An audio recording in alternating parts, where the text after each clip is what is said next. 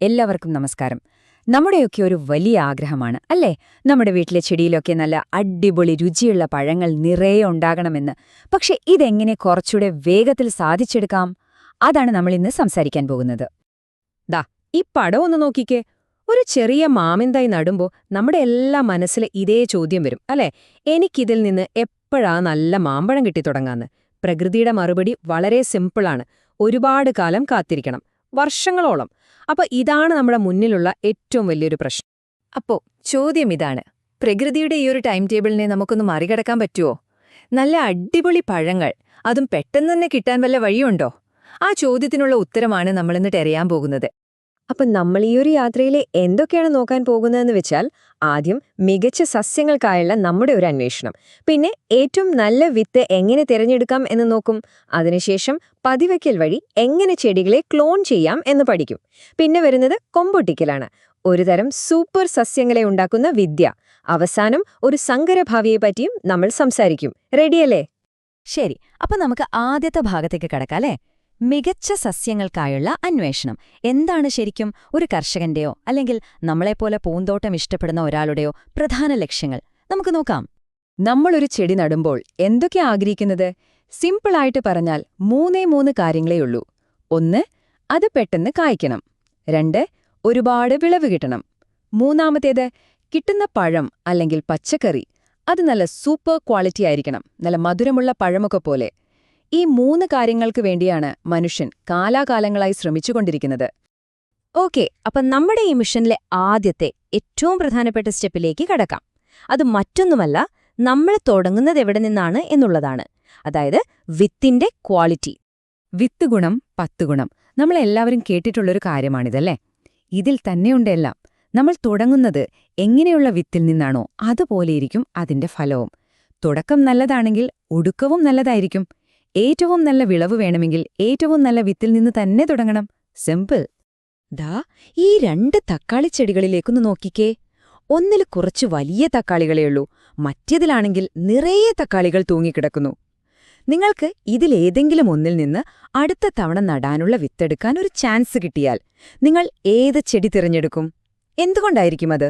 ഒന്ന് ആലോചിച്ചു നോക്കൂ. നിങ്ങൾ രണ്ടാമത്തെ ചെടിയാണ് മനസ്സിൽ കണ്ടതെങ്കിൽ കലക്കി, അത് തന്നെയാണ് ശരിയായ ഉത്തരം. എപ്പോഴും ഓർക്കുക, നല്ല ആരോഗ്യമുള്ള നിറയെ കായ്ഫലമുള്ള ചെടിയിൽ നിന്ന് വേണം നമ്മൾ വിത്തെടുക്കാൻ. അതുപോലെ എപ്പോഴുണ്ടാകുന്ന പഴത്തിൽ നിന്നും എടുക്കരുത്. ആ സീസന്റെ ഒരു മധ്യത്തിലുണ്ടാവുന്ന നല്ല പോലെ പാകമായ പഴത്തിൽ നിന്ന് വേണം വിത്തെടുക്കാൻ. വിത്തിന് അതിന്റെ സ്വാഭാവികമായ ആകൃതിയും വലിപ്പവും ഭാരവുമൊക്കെ ഉണ്ടോ എന്നും നോക്കണം. ഇത്രയും കാര്യങ്ങൾ ശ്രദ്ധിച്ചാൽ തന്നെ നമ്മുടെ തുടക്കം ഗംഭീരമാകും. ശരി, വിത്ത് തെരഞ്ഞെടുക്കുന്ന കാര്യം നമ്മൾ പഠിച്ചു.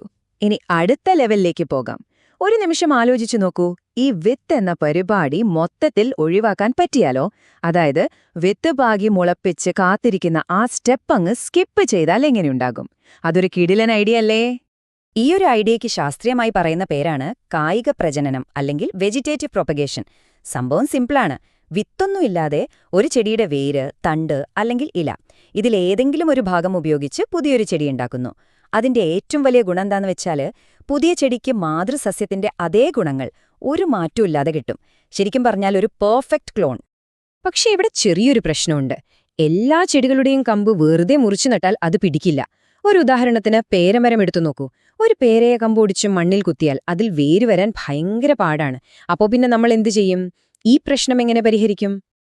അതിനുള്ള ഒരു സൂപ്പർ ടെക്നിക്കാണ് പതിവയ്ക്കൽ, അല്ലെങ്കിൽ നമ്മൾ സാധാരണ പറയുന്ന ലെയറിംഗ്. ഇതിൽ ട്രിക്ക് എന്താണെന്ന് വെച്ചാൽ, നമ്മൾ കമ്പിനെ മരത്തിൽ നിന്ന് മുറിച്ചെടുക്കുന്നില്ല, പകരം അത് മരത്തിൽ നിൽക്കുമ്പോൾ തന്നെ അതിലെ പുതിയ വേരുകൾ ഉണ്ടാക്കിയെടുക്കുന്നു. അടിപൊളിയല്ലേ? ഇത് ചെയ്യാൻ വളരെ എളുപ്പമാണ്. ഒരു പെൻസിൽ വണ്ണമുള്ള നല്ലൊരു കൊമ്പ് നോക്കിയെടുക്കുക. എന്നിട്ട് അതിന്റെ പുറത്തുള്ള തൊലി ഒരു മോതിരത്തിന്റെ വീതിയിൽ ചെത്തിമാറ്റുക. ഇനി ആ ഭാഗത്ത് കുറച്ചു മണ്ണും ചകിരിച്ചോറും നനച്ചു കുഴച്ചൊരു മിശ്രിതം വെച്ച് നന്നായി പൊതിയണം. ഈർപ്പം നഷ്ടപ്പെടാതിരിക്കാൻ ഒരു പ്ലാസ്റ്റിക് ഷീറ്റ് വെച്ച് കെട്ടിവെക്കുക. ഒരു 2 മാസം അങ്ങോട്ട് മറന്നേക്കുക. തിരിഞ്ഞു നോക്കുമ്പോൾ ആ പൊതിഞ്ഞ ഭാഗത്ത് നിറയെ വേരുകൾ വന്നിട്ടുണ്ടാവും.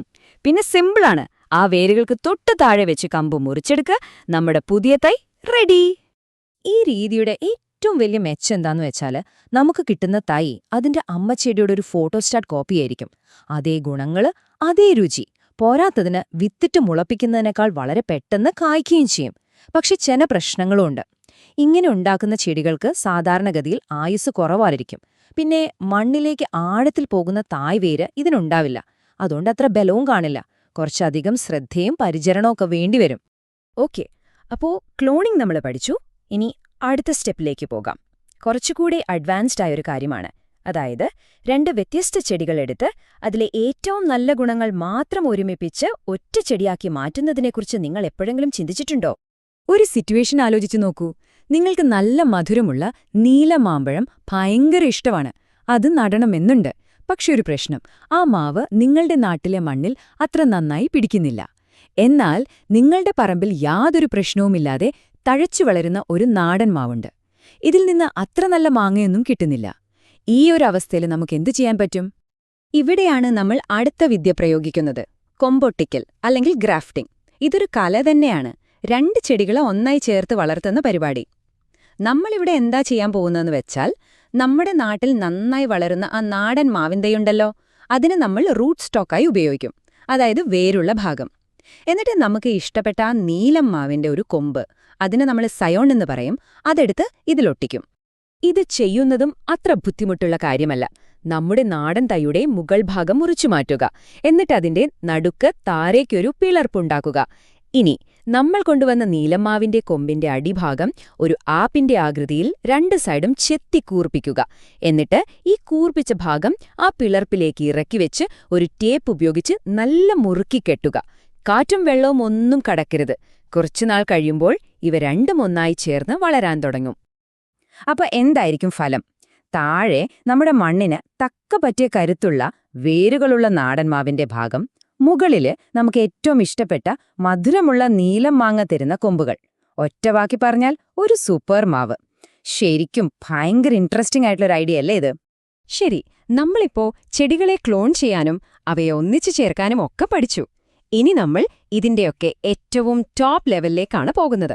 അതായത് നിലവിലുള്ള ചെടികളെ കോപ്പി അടിക്കുകയല്ല, പകരം തികച്ചും പുതിയ ഒരു ഇനം തന്നെ ഡിസൈൻ ചെയ്തെടുക്കുക. ഒന്നുകൂടി വ്യക്തമാക്കാം. ഇതുവരെ നമ്മൾ ചെയ്തത് നിലവിലുള്ള നല്ല ഗുണങ്ങളെ നിലനിർത്താനോ അല്ലെങ്കിൽ ഒരുമിപ്പിക്കാനോ ആണ്. പക്ഷേ 2 ചെടികളുടെയും ഏറ്റവും നല്ല സ്വഭാവങ്ങൾ അതിന്റെ DNA-യിൽ തന്നെ ഒരുമിപ്പിച്ച് അതിൽ നിന്ന് തികച്ചും പുതിയൊരു വിത്ത് എങ്ങനെ ഉണ്ടാക്കിയെടുക്കാൻ പറ്റും? അതിനുള്ള ഉത്തരമാണ് കൃത്രിമ പരാഗണം. ഇത് കുറച്ചുകൂടി ശ്രദ്ധിച്ചു ചെയ്യേണ്ട ഒരു പ്രോസസ്സാണ്. നമ്മൾ ആദ്യം ഒരു ചെടിയിലെ പൂവെടുത്ത് അതിന്റെ ആൺഭാഗങ്ങൾ, അതായത് പൂമ്പൊടിയുള്ള ഭാഗങ്ങൾ അങ്ങ് മുറിച്ചുമാറ്റും. എന്തിനാണെന്ന് വെച്ചാൽ അത് സ്വയം പരാഗണം നടത്താതിരിക്കാൻ. എന്നിട്ട് നമുക്കിഷ്ടമുള്ള 2ാമത്തെ ചെടിയിലെ പൂവിൽ നിന്ന് ഒരു ചെറിയ ബ്രഷ് ഉപയോഗിച്ച് പൂമ്പൊടി ശേഖരിക്കും. ഈ പൂമ്പൊടി നമ്മൾ ആദ്യത്തെ പൂവിന്റെ പെൺഭാഗത്ത് പതുക്കെ പുരട്ടിക്കൊടുക്കും. ചുരുക്കി പറഞ്ഞാൽ ഏതച്ഛനും ഏതമ്മയും ചേർന്നാണ് അടുത്ത തലമുറ ഉണ്ടാകേണ്ടതെന്ന് നമ്മൾ മനുഷ്യർ തീരുമാനിക്കുന്നു.